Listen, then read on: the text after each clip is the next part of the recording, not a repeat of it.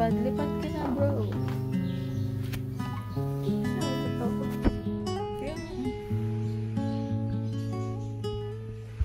Gusto mo magpaalaga sa amin. Ang lang cute.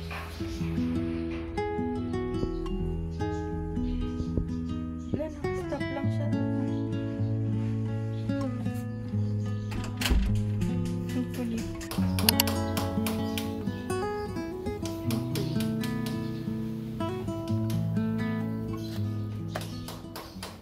Ayun na. Oh, kamusta?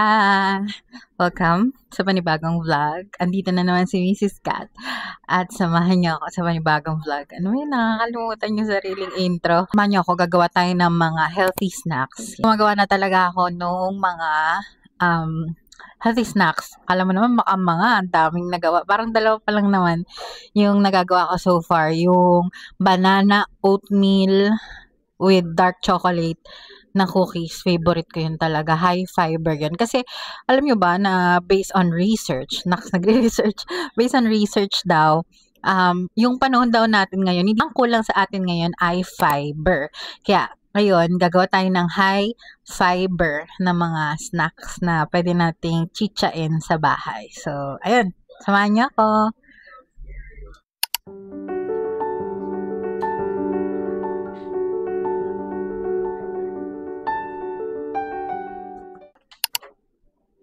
Ayan, lalagyan natin. Buksan muna natin yung kalan.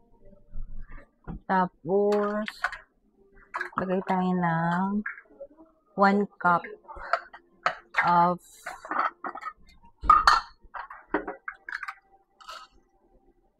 rolled oats. Pwede naman ata yung instant oats, pero syempre mas healthy kung rolled oats ang gagamitin.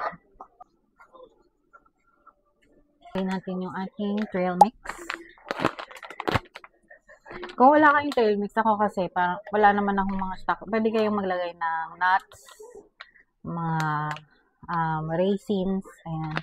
Depende sa inyo kung anong trip nyo ilagay sa inyong granola. Pero ito kasi yung gusto kong combination. Tsaka para isang pack na lang, hindi na ako mamumblema na maghanap-hanap pa. Puro pasas lang to. Ayan. Meron siyang cranberries, almonds, raisins, cashews, and yogurt drops. Favorite ko dito yung yogurt drops. Hinaan natin yung apoy. Very low heat. And then, lagyan natin yung ating honey. Paubos na tong honey eh. Meron pa ako doon. Saka dito kasya.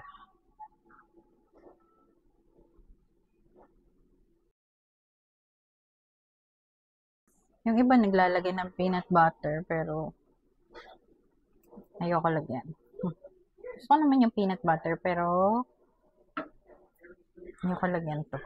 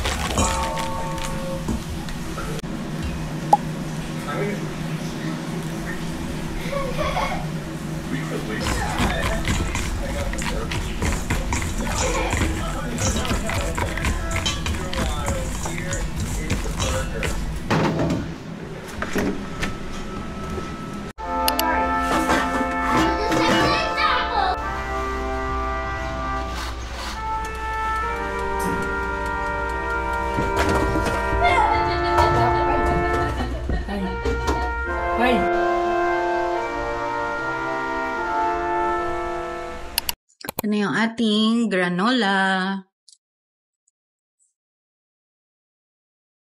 Ang sarap nito.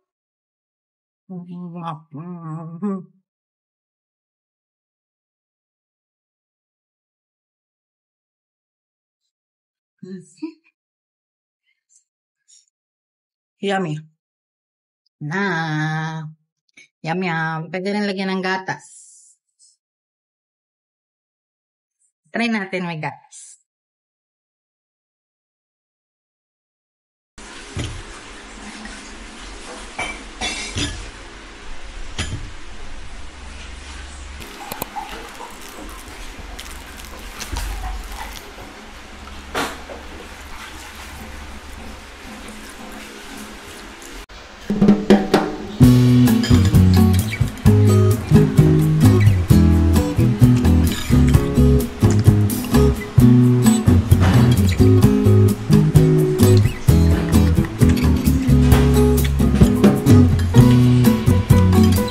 Try din pala natin itong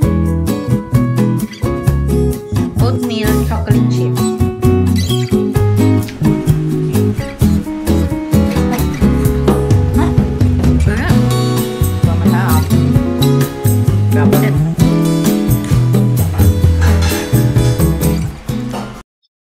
First middle name is Rola. His third name is Duterte.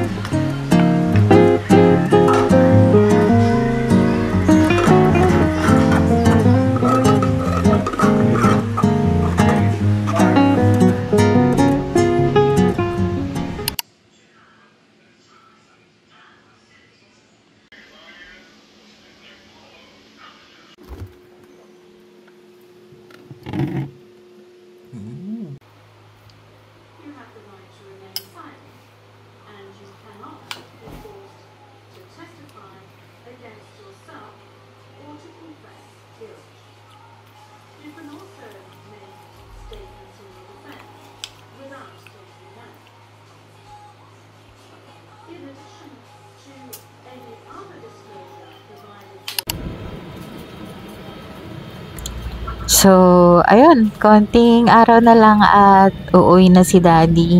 Sobrang miss na namin siya ng mga bata, lalo nung nag-Friday. Kasi tuwing Friday, ayan talaga yung parang pinaka-family day namin. At lahat kami nagpupuyat, maglalaro kami ng online games at manonood ng movie. So, ayun, oo nga pala, update lang din kay Tanta, nag-okay naman na siya. At yun, tuloy-tuloy lang naman yung paggaling niya. Pero si MM naman ang nahawa. Pero okay lang yun, kaya namang i-manage yan. At nandyan naman lagi si Lord para gabayan tayo. So ayun, sana sa dami ng mga nangyayari ngayon sa Pilipinas okay lang kayo at safe kayo kung nasan man kayo at maging healthy din kayo. So ayun, salamat sa panonood ulit at see you sa susunod nating vlog. Ingat, peace, bye-bye!